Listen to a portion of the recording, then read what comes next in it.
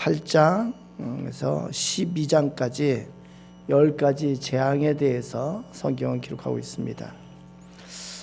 바로의 완악함은 이집트 땅에 하나님의 진노가 쏟아지게 했습니다.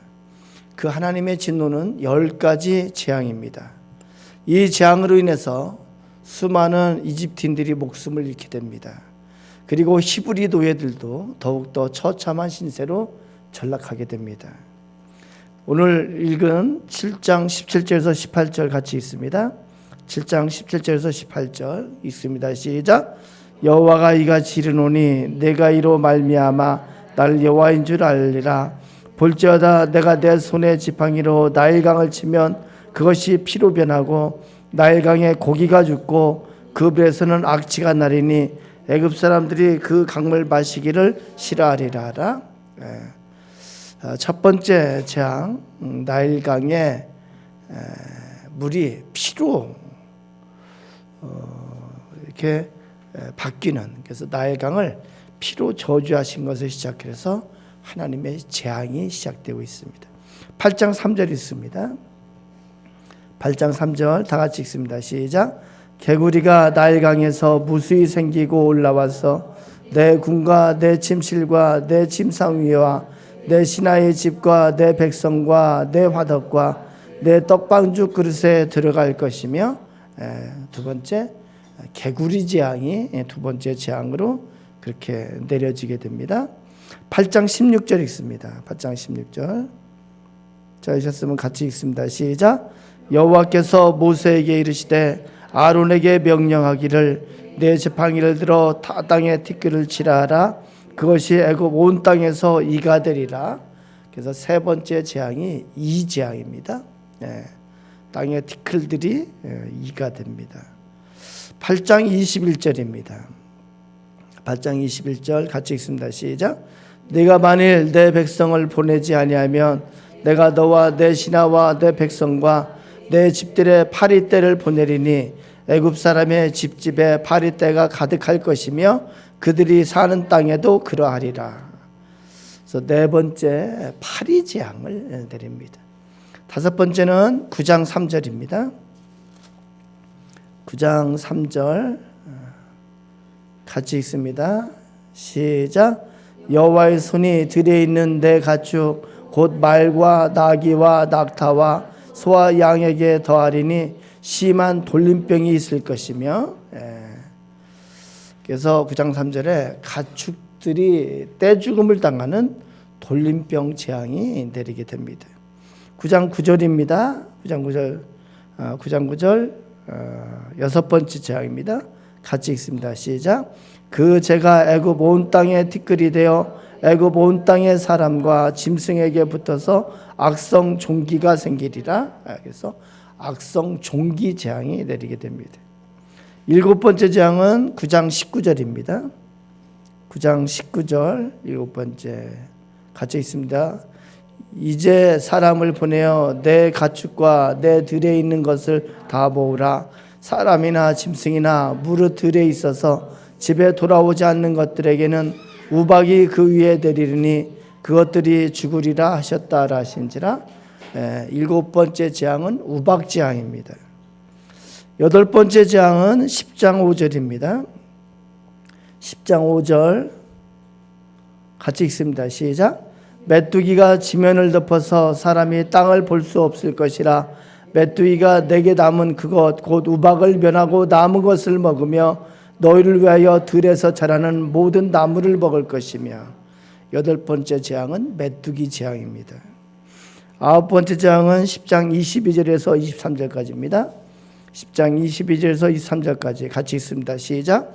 모세가 하늘을 향하여 손을 내밀매 캄캄한 흑암이 3일 동안 애굽 온 땅에 있어서 그 동안은 사람들이 서로 볼 수 없으며 자기 저소에서 일어나는 자가 없으되 온 이스라엘 자손들이 거주하는 곳에는 빛이 있었더라.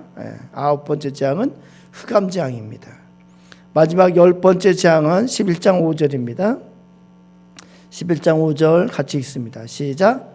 애굽 땅에 있는 모든 처음 난 것은 왕 위에 앉아 있는 바로의 장자로부터 맷돌 뒤에 있는 몸종의 장자와 모든 가축의 처음 난 것까지 죽으리니.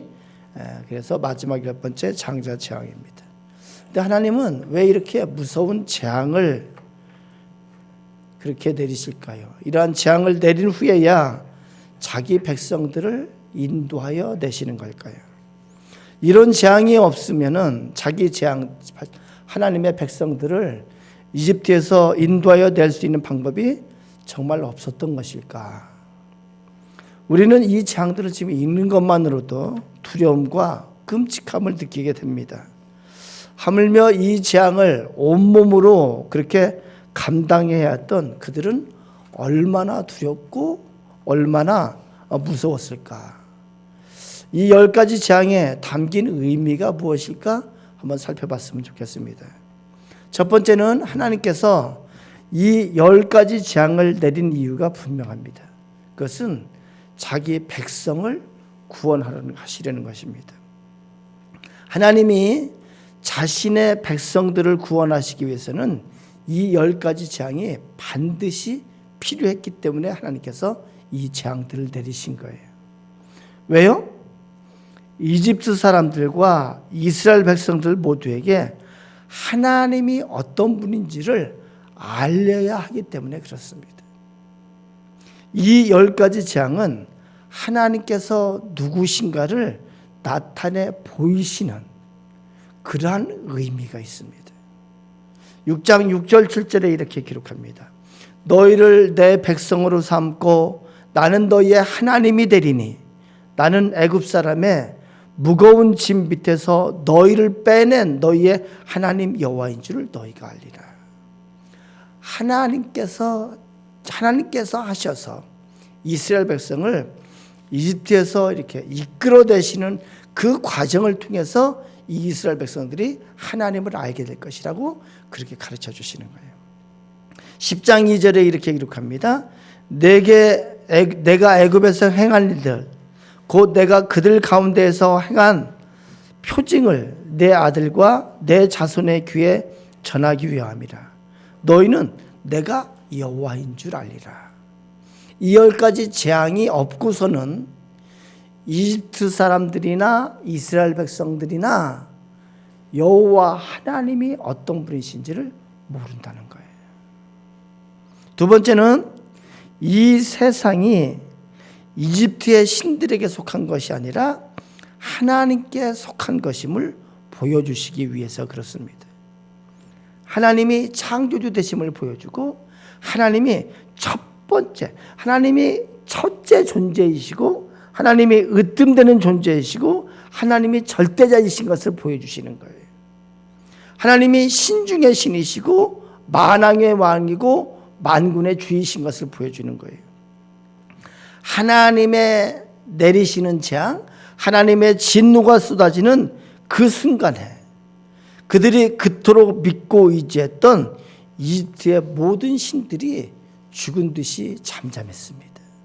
그들은 하나님의 진노 앞에 그들의 존재를 나타낼 아무 능력이 없었습니다.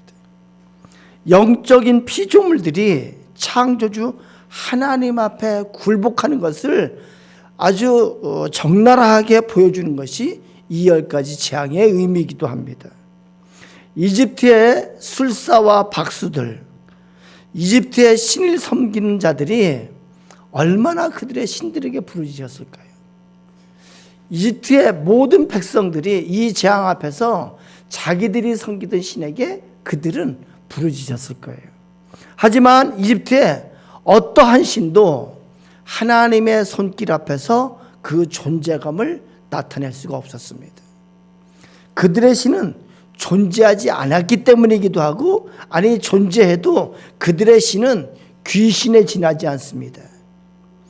영적인 피조물, 하나님께서 창조하신 피조물에 지나지 않습니다.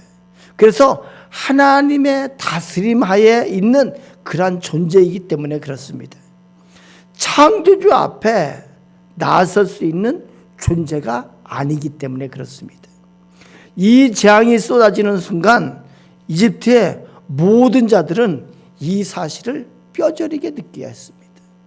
자기들이 섬기던 신은 헛수아비아와 같고 하나님의 재앙 앞에 그들이 할 수 있는 것은 아무것도 없는 것임을 이들은 봐야 됐습니다. 9장 16절에 내가 너를 세웠음은 나의 능력을 내게 보이고 내 이름이 온 천하에 전파되게 하려 하였음이니라. 그렇게 하나님께서 말씀합니다. 하나님은 하나님 되심을 보이고 그리고 여호와 하나님의 이름이 온 천하에 전파되게 하시기 위해서 이 10가지 재앙을 내리시는 거예요. 우리 9장 29절 다시 한번 볼까요? 9장 29절입니다. 9장 29절입니다. 9장 29절 같이 읽습니다. 시작. 모세가 그에게 이르되 내가 성에서 나가서 곧 내 손을 여호와를 향하여 펴리니 그리하면 우레 소리가 그치고 우박이 다시 있지 아니할지라 세상이 여호와께 속한 줄을 왕이 알리이다. 그렇습니다. 이러한 과정을 통해서 이 세상이 여호와 하나님 앞에 속한 것을 바로가 알게 될 것이라고 모세가 그렇게 전하고 있습니다. 우리 11장 7절도 읽어봅니다. 11장 7절입니다. 같이 읽습니다. 시작. 그러나 이스라엘 자손에게는 사람에게나 짐승에게나 개 한 마리도 그 혀를 움직이지 아니하리니 여호와께서 애굽 사람과 이스라엘 사리를 구별하는 줄을 너희가 알리라 하셨나니. 아멘. 근데 인간의 어리석음이 여기서 보여지게 됩니다.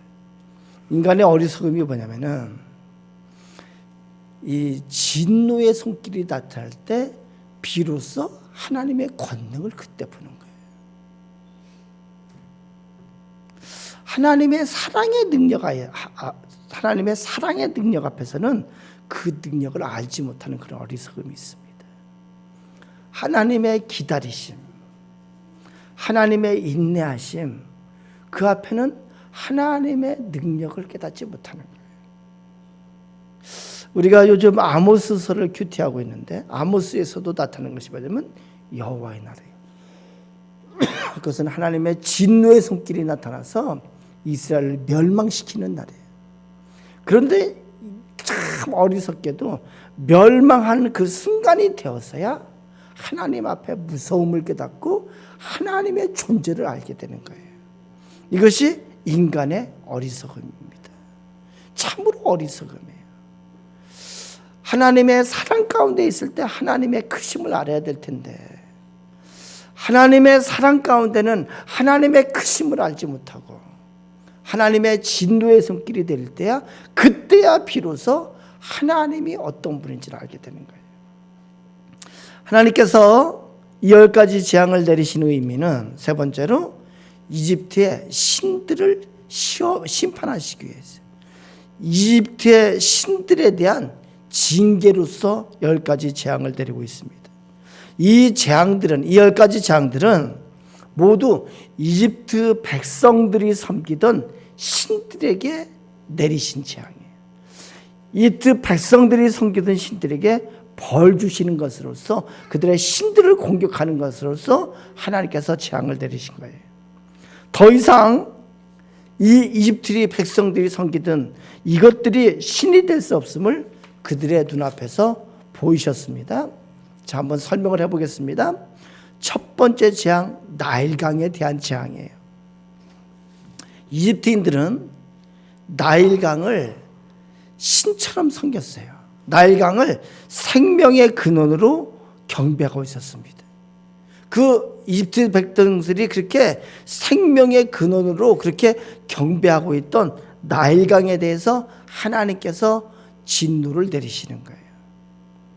이 재앙은 나일의 수호신으로 알려진 크눔이라는 신이 있고 나일의 악령이며 다산의 신인 하피, 그리고 유명한 지하세계의 신 오시리스, 이런 신들을 포함해서 수많은 강의 신들에게 내리신 하나님의 징계, 하나님의 진노의 손길이에요. 그래서 나일강이 피로 변한 것은 오시리스라고 하는 그의 피로 여기지기도 했습니다.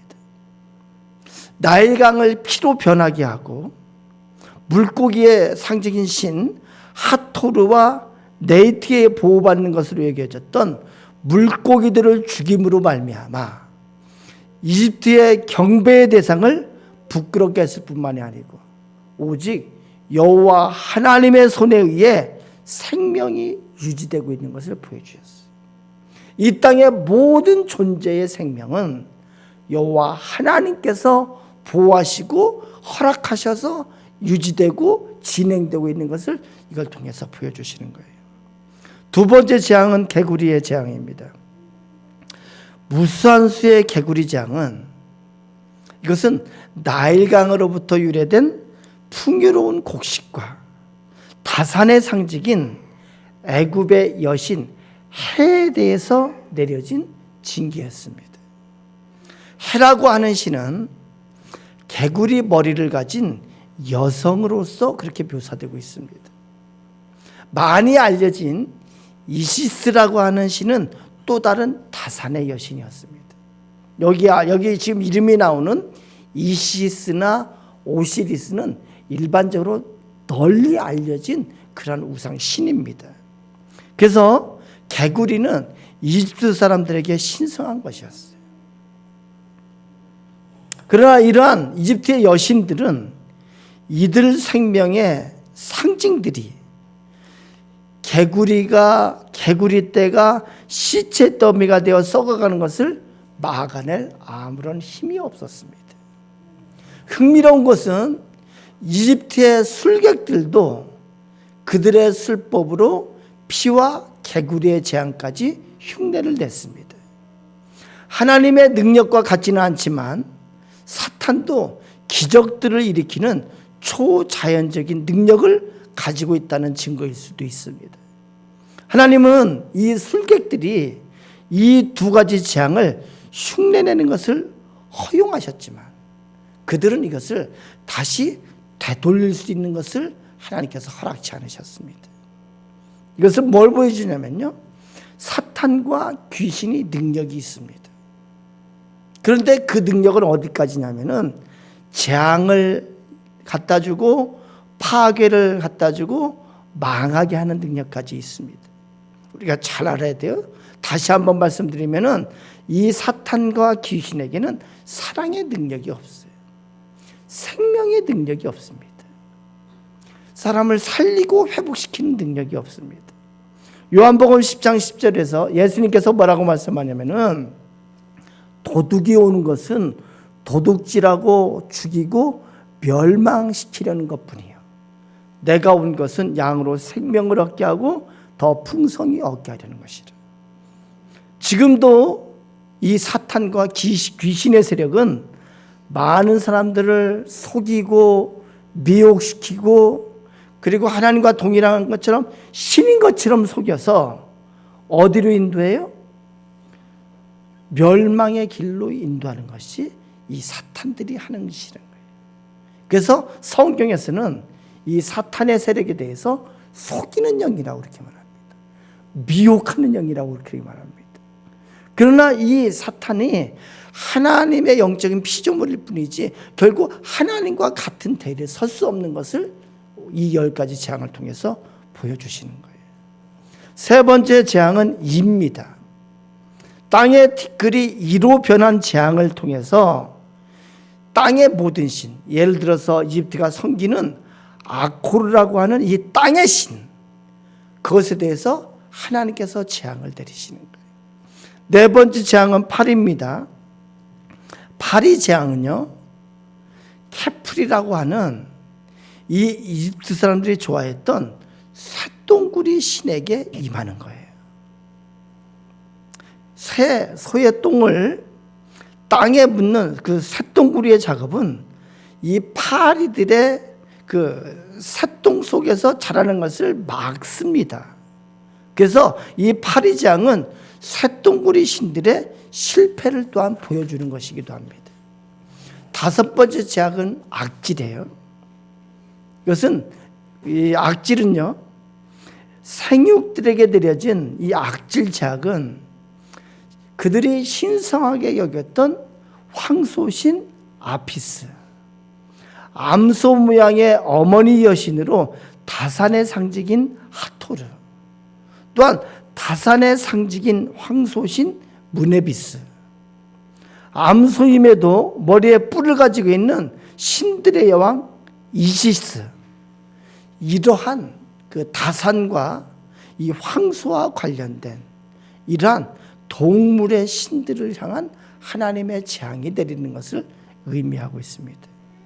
그래서 이러한 동물의 신, 제일 많은, 전체적으로 보면은 이 황소는 번영과 이게 풍년을 갖다 주는 그런 신으로 다산의 신으로 그렇게 많이 섬겼는데, 이러한 신들은 하나님의 징계 앞에 모두가 무력할 수밖에 없는 사기꾼, 속이는 자임이 여기서 드러나고 있는 것입니다.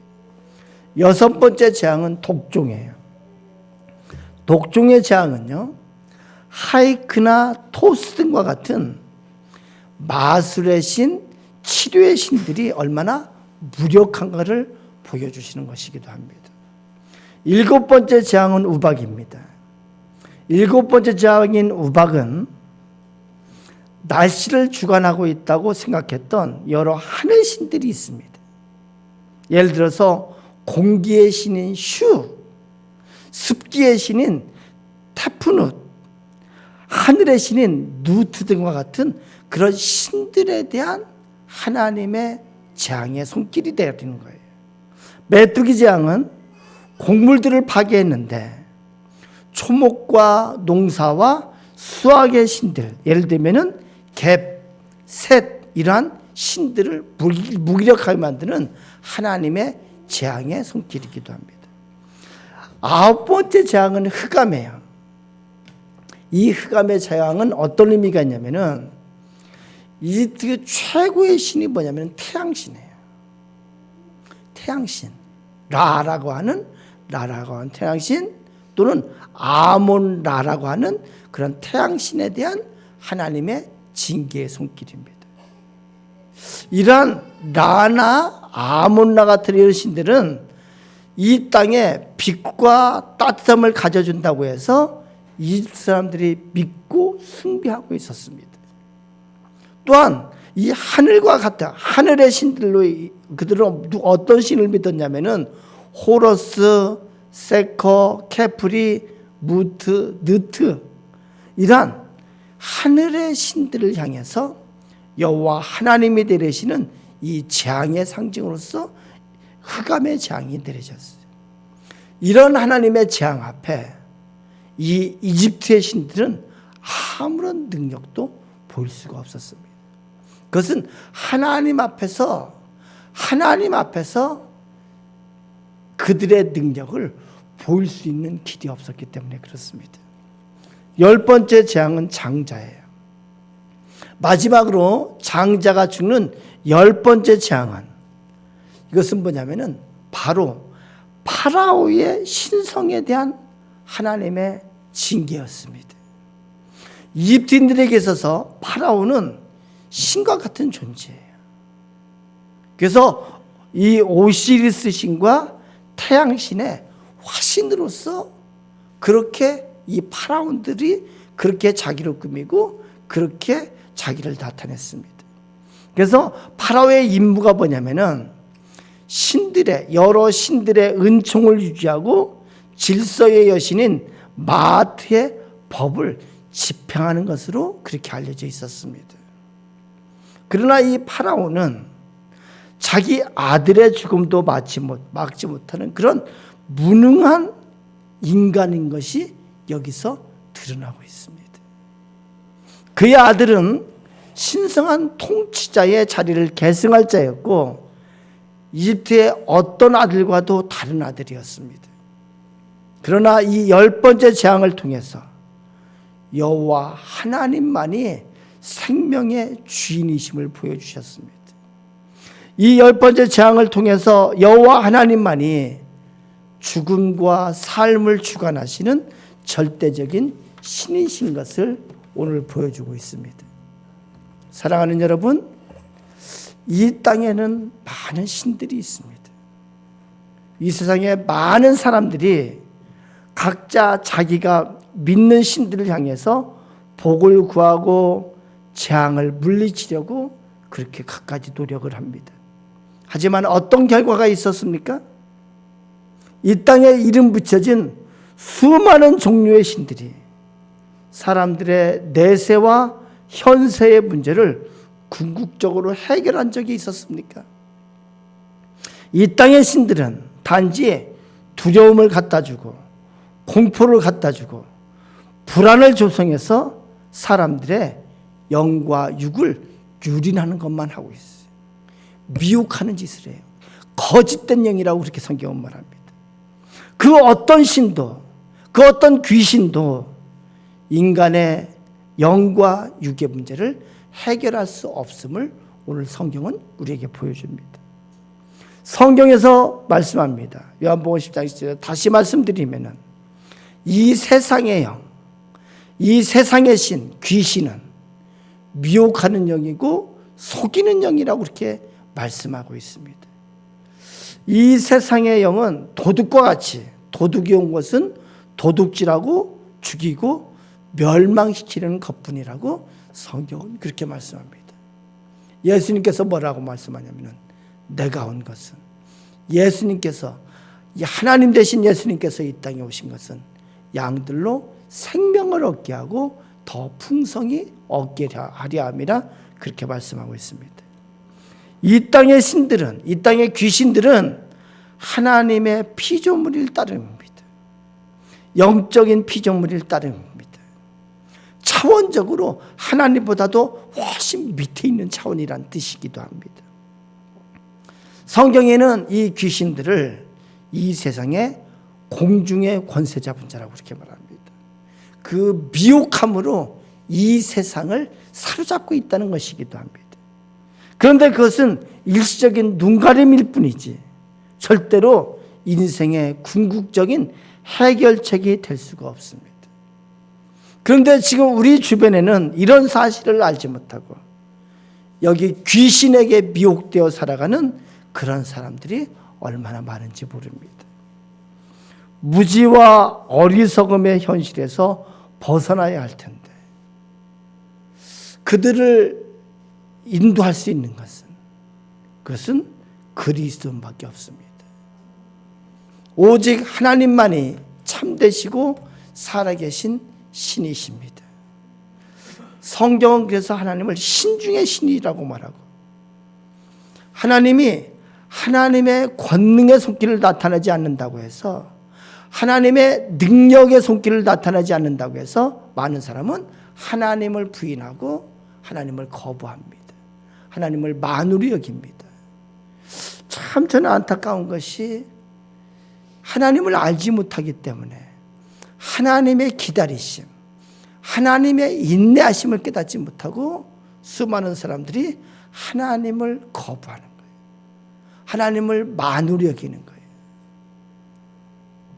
아모스서를 큐티하는데 하나님께서 약속한 여호와의 날에 대한 그러한 예언이 계속 나옵니다. 그 여호와의 날은 하나님 앞에 불의한 자들에 대한 하나님의 권능의 손길이 나타나는 날이고 그것은 심판으로 나타나고 그것은 멸망을 시키는 하나님의 손길이 나타나는 그러한 날로서 그렇게 하나님 성경에서는 여호와의 날을 보여주십니다. 이 여호와의 날이 되면은 하나님의 절대자 되심을 모두가 볼 것이라고 하나님께서는 그렇게 말합니다.